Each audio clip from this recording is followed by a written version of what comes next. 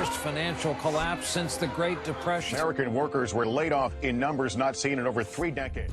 It's not just the economy. I know why jobs leave America. But education, taking center stage during this election year. So we should be doing everything we can to put higher education within reach for every American.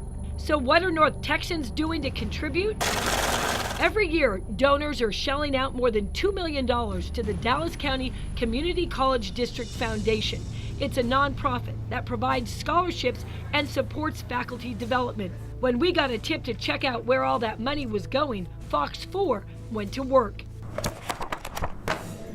It's a Monday afternoon, and 4 of the foundation staffers are not at work. They're at the Atrium Cafe, an upscale restaurant at the Dallas Museum of Art.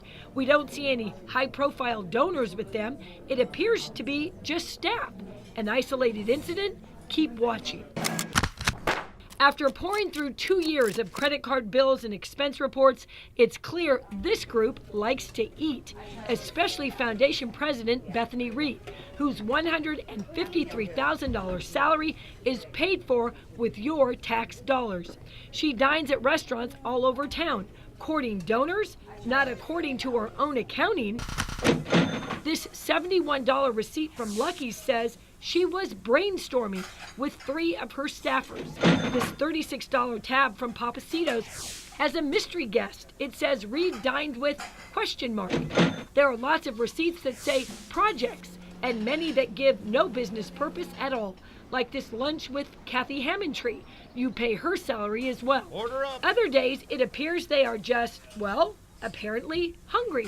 This $42 tab at Cedar Social was just lunch, and this $39 Atrium Cafe bill with staffers also lunch. Those entities who get that money from the public domain have that extra duty to administer that money properly. James Smith is the past chair of the Texas CPA Society. He says nonprofits have to be especially prudent. Receipts should always state who attended the business lunch and the business purpose. But that would be for out-of-town travel or taking out donors, not staff.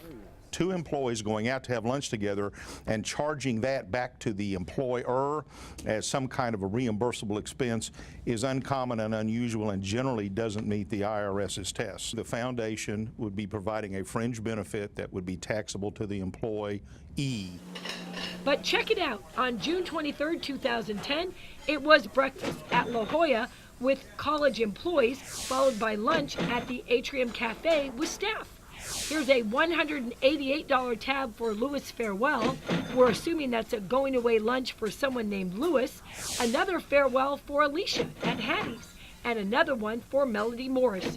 We also find lots of expenses on the Amex card where no receipt is submitted, so we have no idea who was eating or the purpose of the meal. And every single year we get a thumbs up, A+. Bethany Reed says auditors and the board have signed off on all of these kinds of expenses. Do you have to go out to lunch to brainstorm? Sometimes, yes. Sometimes that's the only time that I have in the day to meet with my staff. Why aren't you having those meetings right here in this lovely boardroom? We do. I think most people would question why a woman who makes $153,000 a year needs to charge somebody else for her lunch. I pay for a lot of people's lunches personally as well, so. The foundation also spends thousands of dollars for catering, employee recognition, holiday parties for the staff, even Halloween pizza.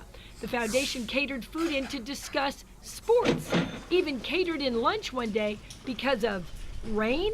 Rain, general kind of weather conditions, no. Smith says the IRS states catering food is for the convenience of the employer.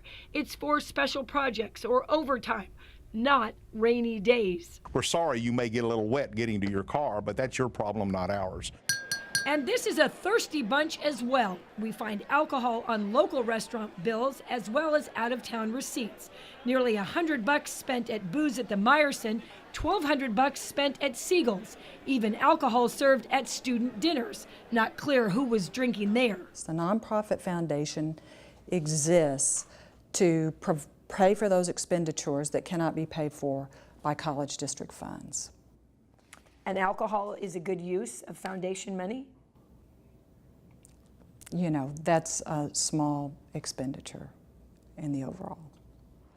The foundation also picks up the tab for the Chancellor's City Club expenses. That was more than 10 grand, and pricey dinners for the college presidents. Grand total for just food and drinks, more than $100,000 in just over 2 years. Then there's the $3,000 Christmas tree and furniture for the lobby. 7 grand for a credenza, 4 grand for 2 chairs, 12 grand for a rug. A private individual had given money to the nonprofit foundation so that we could go out and buy that furnishing, so that it could be a true district headquarters. Taxpayers should be frustrated. Michael Sullivan is president of Texans for Fiscal Responsibility. See that $12,000 lying on the floor, you think to yourself, what kind of class could have been offered next semester? And get this, 25 grand is set aside every year for flowers, orchids, more than 2 grand a month. Sullivan questions, even if that's what donors want, does it make any sense? You can get nice looking fake orchids from an arts and crafts store that will look pleasant to someone walking by. It cheats the students and it cheats the donors. In that case, we have to do what the donor wants to do. The donor wants the orchids. Yes. Just tell that to students like Heather Jennings. Flowers? Really? So we're not getting help, like getting put through college because they want to pay for flowers? Well, I think it should be investigated. There's people working hard and there's people that got family and kids that need the money.